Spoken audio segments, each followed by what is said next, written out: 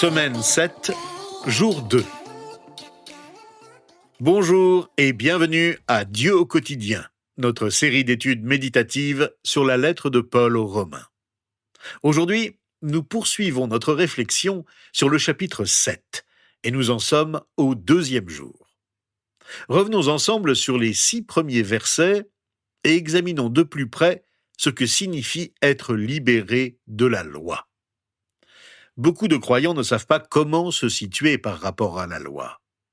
Nous avons tendance à croire que nous devons toujours observer des règles strictes pour pouvoir être libérés de nos problèmes. Mais lorsque nous lisons attentivement la lettre aux Romains, nous constatons que ce n'est pas du tout la bonne manière de s'y prendre. Ce dont nous avons besoin en premier lieu, c'est d'être libérés de la loi. Notre relation avec la loi se résume en un mot, le mot liberté.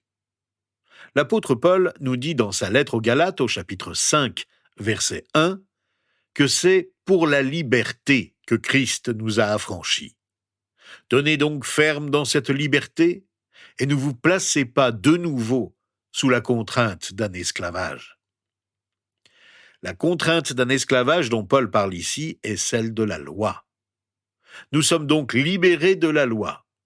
Mais qu'est-ce que cela signifie exactement ? Eh bien, pour commencer, la liberté ne signifie pas la liberté de faire tout ce que nous voulons. Être libéré de la loi ne veut pas du tout dire être libre de transgresser la loi. Paul l'explique clairement dans sa lettre. Adopter une telle attitude conduit tout simplement à un autre type d'esclavage. Alors, qu'est-ce que cela signifie ?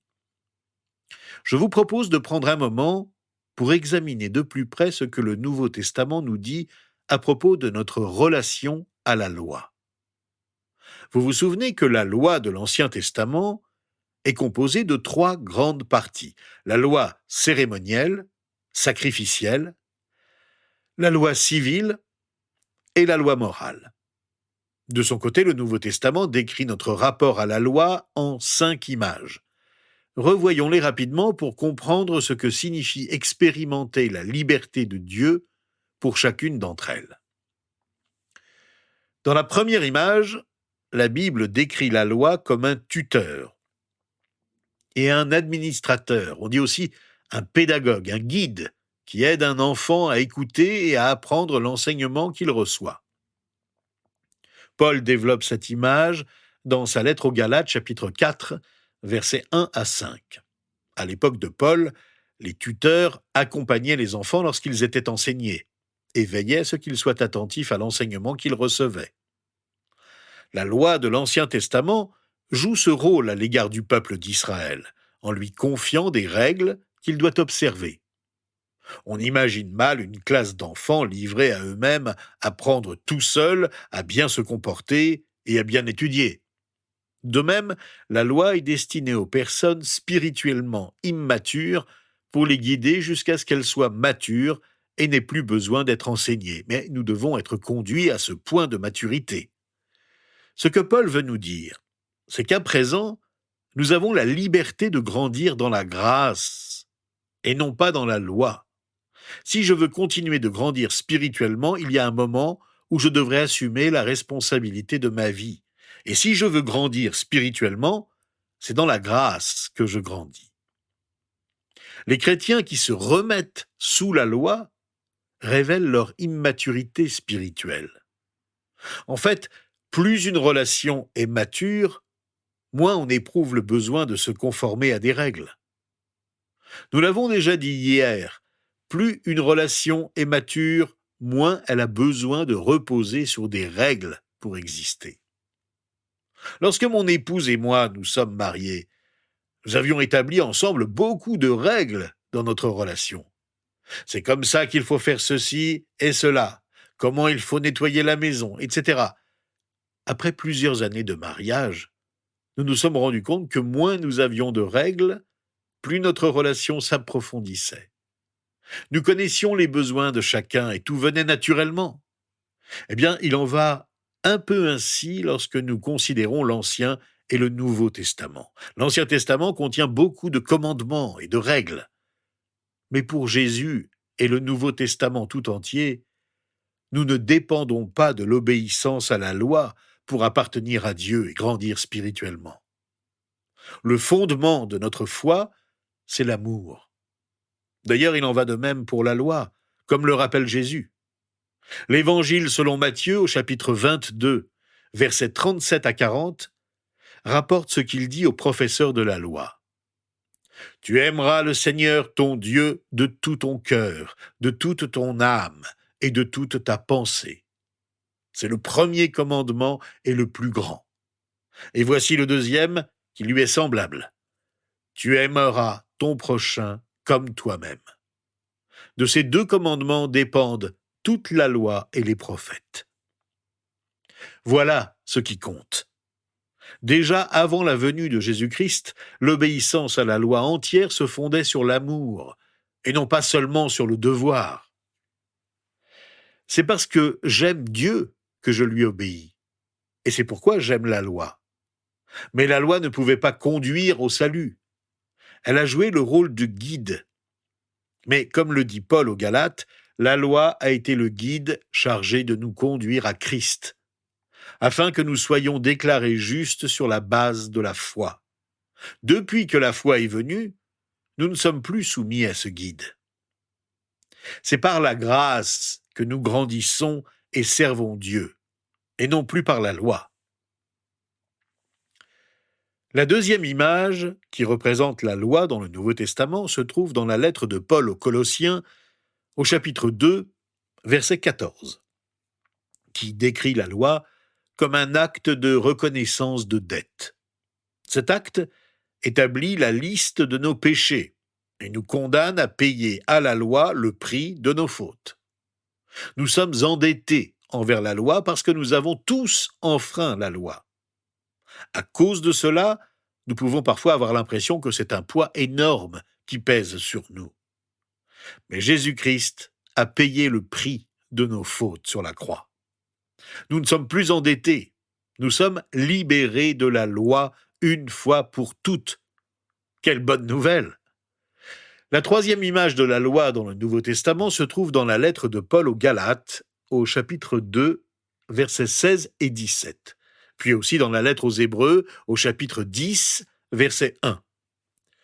La loi est représentée comme une ombre.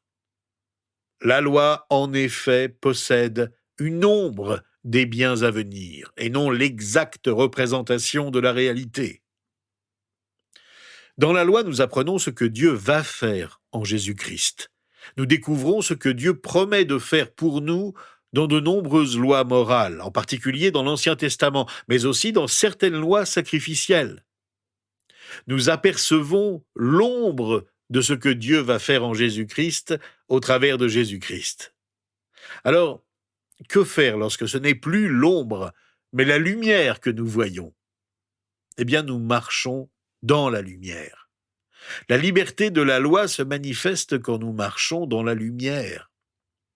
Jésus-Christ est la lumière du monde. Il est venu dans le monde. Nous n'avons plus besoin de l'ombre. Lorsque nous marchons dans la lumière, l'ombre disparaît, plus besoin d'ombre. C'est dans notre relation avec une personne, Jésus-Christ, que la réalité de la vie chrétienne se trouve, et non pas dans une liste de règles à suivre. La quatrième image de la loi dans le Nouveau Testament se trouve dans le chapitre que nous avons étudié la semaine dernière, le chapitre 6, versets 15 à 23 de la lettre aux Romains. La loi y est représentée comme un maître d'esclaves. Avant la venue de la foi, nous étions prisonniers de la loi, enfermés jusqu'à ce que la foi soit révélée. Quand donc la liberté s'ouvre-t-elle à nous? Elle vient lorsque nous devenons conscients que nous sommes esclaves de celui à qui nous obéissons. Et nous offrons donc notre cœur à Dieu. Ce thème de l'offrande de notre cœur à Dieu se poursuit tout au long de la lettre aux Romains. J'offre mon cœur, j'offre ma vie à Dieu, qui me libère de l'esclavage de la loi. La cinquième et dernière image de notre relation à la loi dans le Nouveau Testament se trouve dans les versets que nous avons étudiés hier. La loi est comme un mariage ou un contrat contraignant. Au chapitre 6 de Romains, Paul a mis en contraste deux types d'esclavage. Et au chapitre 7, il met en contraste deux relations, deux mariages. Tant qu'une femme est mariée, elle est liée à son mari. Mais si son mari meurt, elle n'est plus liée à son engagement. La liberté se manifeste quand je me rends compte que la loi n'est pas morte, mais que je suis mort à la loi. Paul dit bien au chapitre 7 que ce n'est pas la loi qui est morte. C'est nous qui mourrons pour être libérés de la loi. Ce que nous dit Paul dans sa lettre aux Galates est important. C'est la loi qui m'a amené à mourir à la loi afin de vivre pour Dieu. Cela ne veut bien sûr pas dire qu'être mort à la loi implique que nous pouvons mener une vie sans loi. Cela signifie que la motivation et la dynamique de nos vies ne viennent pas de la loi. Elles viennent de la grâce de Dieu. Alors qu'est-ce que cela signifie pour moi maintenant dans ma relation à la loi ? La loi a-t-elle un but dans nos vies après que nous sommes devenus croyants ? Jésus nous répond sans ambiguïté. Nous lisons dans l'Évangile selon Matthieu, au chapitre 5, que Jésus n'est pas venu pour abolir la loi, mais pour l'accomplir, pour l'amener à sa fin.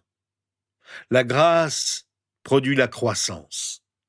Mais une grande partie de ce qui se trouve dans la loi nous montre comment la grâce va nous faire grandir spirituellement. On peut le comprendre ainsi. La grâce, tel un jet, nous propulse dans une vie de liberté. Mais la loi nous donne un aperçu du plan de vol de Dieu pour nos vies. Par exemple, lorsque nous lisons dans les 10 commandements « Tu ne porteras pas de faux témoignages contre ton prochain », nous constatons l'intégrité que Dieu veut que nous manifestions dans nos relations avec les autres. La loi de Dieu, sous toutes ses formes, cérémonielles, civiles, morales, et dans tous ses détails, des sacrifices et des offrandes aux lois morales, en passant par les réglementations gouvernementales, nationales, etc., tout cela est accompli, achevé en Christ. Jésus-Christ, par amour pour nous, a rempli toutes les exigences de la loi. Et donc vous et moi pouvons lui faire confiance pour une vie nouvelle et une foi nouvelle. Pour grandir en Christ, nous devons accepter par la foi que nous avons été libérés de la prison de l'obéissance aux règles pour satisfaire la volonté de Dieu. L'application des commandements et des règles de la loi ne peut pas produire de croissance spirituelle, mais la grâce reçue apporte toujours une croissance multipliée. Êtes-vous toujours enfermé dans cette prison ? La prison qui vous dicte ce qu'il faut faire pour gagner l'amour de Dieu ? Êtes-vous prisonnier du sentiment que, maintenant que vous êtes sauvé, le reste de votre vie chrétienne dépend entièrement de votre force ? Au moment où vous êtes devenu croyant, Dieu a déverrouillé la porte de cette prison et l'a ouverte entièrement.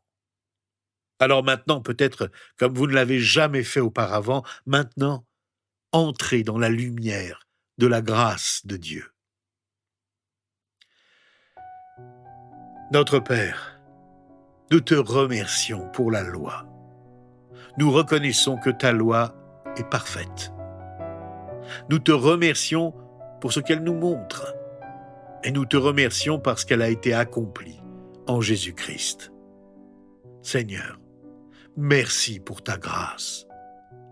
Nous désirons vivre dans la liberté de ta grâce et de ton amour. Aide-nous à accomplir ta volonté en étant heureux de ne pas dépendre de la loi pour t'appartenir et te suivre. C'est dans le nom de Jésus que nous t'exprimons notre reconnaissance et notre prière. Amen. Demain, nous poursuivrons notre étude ensemble du chapitre 7 de Romains en examinant le verset 7 au verset 15.